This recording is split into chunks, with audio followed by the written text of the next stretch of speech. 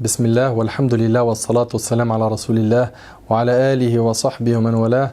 Rabbi sharah li sadri wa sirli amri wa hlul 'uqdatan min lisani yafqahu qawli. Mes frères et sœurs, assalamu alaykum wa rahmatullah.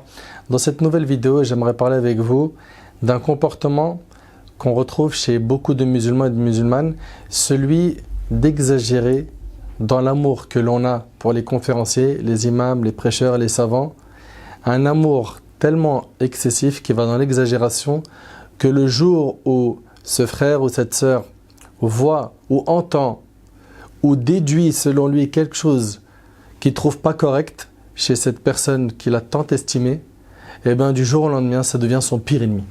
Il le blacklist, il met une croix dessus. Il ne veut plus en entendre parler. Et c'est un comportement qu'on voit de plus en plus aujourd'hui avec les gens de science, avec les petits étudiants en sciences religieuses comme moi, avec les conférenciers. On voit aujourd'hui des gens suivre des vidéos, suivre des prêcheurs, des imams, des savants, et puis le jour où il ne comprend pas pourquoi est-ce qu'un tel s'est prononcé sur tel sujet, pourquoi est-ce qu'il a dit telle parole et pas telle autre, pourquoi cette personne se retrouve dans tel endroit, au lieu de lui trouver des excuses, les personnes vont tout de suite condamner cette personne qu'elles ont tant aimée. Dans un athar authentique, Ali ibn Abi Talib radiyallahu anhu, il rapporte, écoute attentivement, il rapporte « Aime ton bien-aimé avec modération, car il se peut qu'un jour ça devienne ton ennemi. Et déteste ton ennemi avec modération, car il se peut qu'un jour il devienne ton ami. » Donc en fait, quand on aime, quand on déteste, on fait cela avec modération.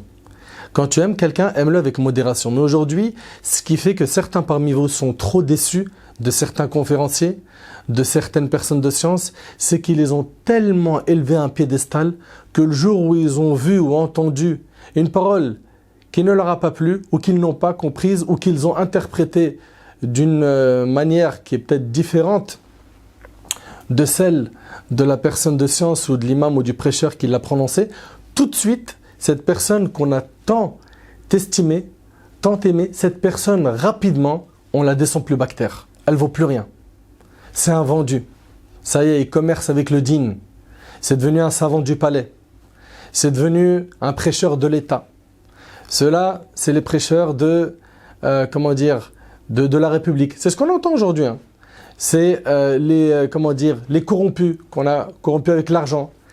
On les a achetés, etc., etc., etc., etc., etc. Je ne nie pas qu'il y a malheureusement des personnes qui prêchent et qui sont mauvaises, qui ont été corrompues peut-être par de l'argent ou par autre chose. Mais ce qui me désole, c'est qu'on en fait aujourd'hui, pour beaucoup de gens, des généralités, okay, et surtout on se base sur une action, sur une parole pour mettre une croix sur une personne. Subhanallah al-Ali al-Azim.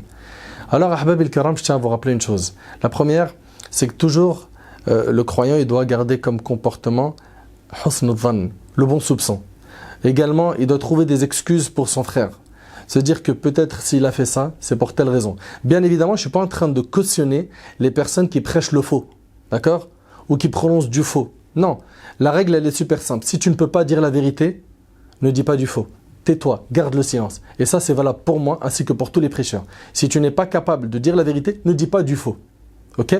Ton silence est la meilleure des choses à ce moment-là, si tu n'as pas le courage de prendre la parole. Mais par contre, ce qu'on a aujourd'hui, c'est quoi?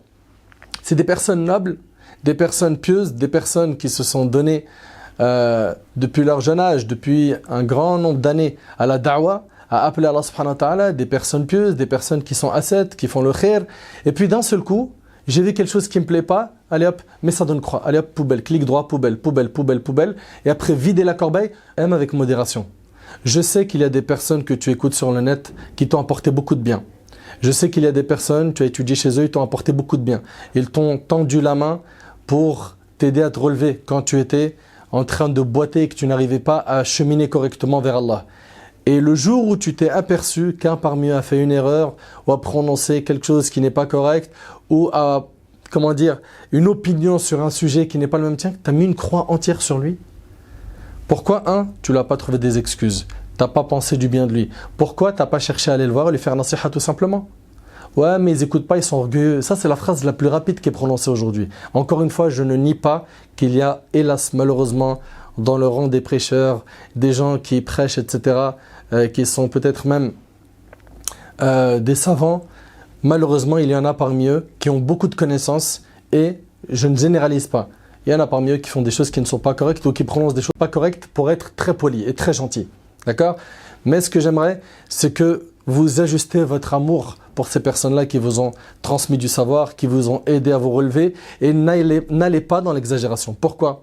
Parce qu'aujourd'hui, si tu aimes quelqu'un avec de l'excès, le jour où tu vas avoir quelque chose qui te déplaît, tu vas regretter l'amour que tu as eu pour cette personne. Tu vas regretter de l'avoir écouté, etc., etc. Et tu vas peut-être même tomber dans la médisance, la calomnie, les mauvaises paroles, les injures, etc.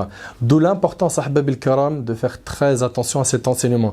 Je le répète, aime ton bien-aimé avec modération, sans exagération. Car il se peut qu'un jour, il soit ton ennemi. Et déteste ton ennemi avec modération, car il se peut qu'un jour il devienne ton ami. Donc, ahbab al-kiram, s'il vous plaît, et j'ai une anecdote avec ça, je vais terminer, Inch'Allah. Une fois, il y a un frère qui m'a envoyé sur Facebook, toi tu réponds jamais, et puis Zama ça dit t'es là pour la Ummah, et ceci et cela, et puis voilà, c'est qu'une image qui brille sur le net, et si seulement tu mettais en pratique en 2 mots ce que tu disais. Bref, le frère, je le comprends, il était très fâché, remonté, parce qu'il n'avait aucune réponse de ma part. Alors il faut savoir déjà que pour les mails, j'en ai plus de peut-être 15 000 ou presque 20 000 où j'ai pas réussi à les lire, j'en ai plein de non lus. Les messages Facebook, je vous raconte même pas. J'en reçois sur WhatsApp, j'en reçois sur Telegram, j'en reçois partout sur Instagram, etc. Et c'est très difficile de bloquer de mon temps pour ces messages tout en sachant que je ne fais pas que ça. Je ne fais pas que des vidéos. Derrière, j'ai un travail, j'ai des enfants, j'ai des responsabilités, j'ai énormément de casquettes. J'en porte beaucoup et donc il faut comprendre que le frère Nader ou un autre, s'il ne te répond pas, c'est pas il se la raconte comme tu le dis, ou c'est un orgueil, ou il se prend pour je ne sais qui. Non, tout simplement comprends qu'il a un planning très chargé. Un planning où si moi je te raconte modestement les petites tâches qu'on fait, c'est vrai qu'il faut beaucoup plus que 24 heures dans une journée. Donc ahbab al-kiram, ce frère il m'envoie ce message et il me dit voilà, tu partages pas nos soucis, etc., etc. Je lui ai rappelé un petit peu, je lui ai énuméré toutes les tâches que je faisais et je lui ai dit Akhi, je vais t'expliquer peut-être le problème, il est tout simplement dans le fait que vous nous avez mis sur un piédestal tellement haut, alors que nous on ne s'est pas mis sur ce piédestal. Wallah el adim, je parle pour mon cas personnel, je ne me considère pas comme quelqu'un qui est indispensable ou qui est devenu indispensable pour la communauté musulmane, ou une personne trop importante, on a besoin d'elle si cette personne-là n'est plus là. Non, moi je ne me considère pas comme ça. Je considère que ma contribution elle est minime, qu'on ne fait pas beaucoup, qu'on a beaucoup de manquements, que j'ai encore énormément de choses à améliorer, énormément de choses à apprendre, mais je ne veux pas que tu me places à un piédestal comme ça, très haut, et après du jour au lendemain tu commences à être déçu parce que tu as vu ou tu as entendu quelque chose de ma part que tu as interprété à ta façon ou que tu as comprise à ta façon ou tu as pensé qu'il n'y avait qu'une opinion ou tu n'as pas compris qu'en fait moi derrière, avant de traiter un sujet, j'ai besoin de recul. Il y a des gens aussi qui veulent tout de suite que le conférencier il réagit à chaud sur tout. Des fois, il y a des sujets, on a besoin de recul, on a besoin d'avoir tous les tenants aboutissants. Des fois, il y a des sujets qu'on n'arrive pas à maîtriser, bien qu'ils peuvent paraître pour certains hyper simples. Il y a des sujets, on n'arrive pas, et se prononcer, c'est une responsabilité devant Allah.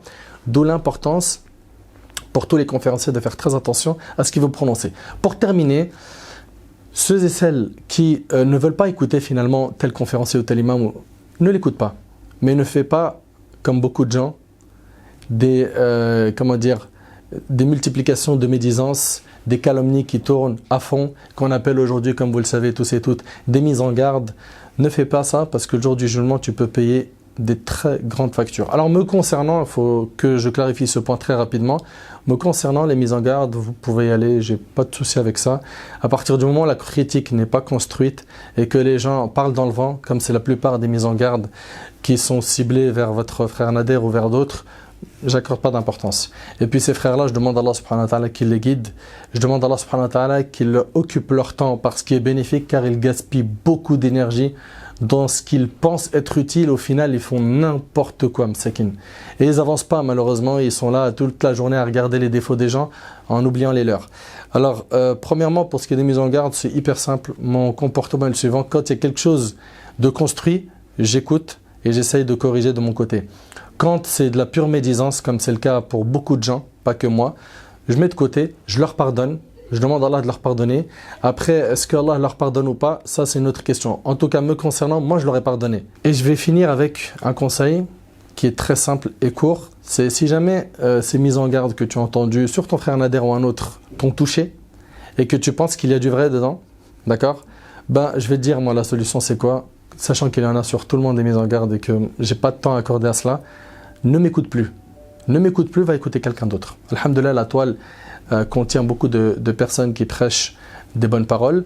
Donc si tu as le moindre doute et tu ne sais pas quoi faire, et justement, beaucoup de gens me disent au début avec tes audios, puis après j'ai reçu une mise en garde, je suis dans le doute, je ne sais pas quoi faire. Je n'ai pas de temps pour défendre ma propre personne, tout en sachant que ma propre personne, je ne la considère pas comme quelque chose d'important. Je ne considère pas que je suis quelqu'un d'important, d'indispensable. Donc c'est hyper simple. Tu as un doute, va vers ce qui n'est pas douteux. C'est tout. Aussi simple que ça. Va vers ce qui n'est pas douteux. Et après, ce qui est marrant, c'est qu'on nous appelle Hizbi, comme certains sur le net. Hizbi, c'est-à-dire quelqu'un de sectaire. Quelqu'un de sectaire, il ne va pas avoir ce discours avec vous. Il va tout faire pour défendre sa propre personne et vous garder avec moi. Je ne suis pas en train de faire un club où il faut un max d'adhérents. Non, non, non, non. Tu as un doute, khalas. N'écoute pas, va écouter ailleurs. Alhamdoulilah, il y a des personnes plus éloquentes, des personnes plus savantes. Je sais très bien que je représente qu'un grain dans le monde de la science. Et donc, Ahbab el-Karam, retenez bien ce conseil, aimer avec modération et détester avec modération. Et si jamais un jour tu ne veux pas écouter telle ou telle personne, crains ton Seigneur sur ce que tu vas prononcer sur lui ou sur elle. Crains Allah, le jour du jugement, tu as des comptes à rendre sur toutes les moqueries que tu as eues envers les personnes, les sobriquets, les personnes qui vont donner des mauvais surnoms à une personne de science ou un prêcheur, ou bien qui vont médire, tout ça, tu as des comptes à rendre le jour du jugement. Donc il faut faire attention à cela, qu'Allah subhanahu wa ta'ala améliore notre comportement et qu'Allah tabarak wa ta'ala nous facilite, moi ainsi que tous ceux qui prêchent, d'être sur la voie du prophète sallallahu alayhi wa sallam et de celle de nos ancêtres rahimahumullah. As'Allah subhanahu wa ta'ala an yataqabbala minna wa minkum salih al-a'mal. هذا ما أعلم والله عز وجل أعلى وأعلم سبحانك اللهم وبحمدك أشهد أن لا إله إلا أنت أستغفرك وأتوب إليك بارك الله فيكم والسلام عليكم ورحمة الله.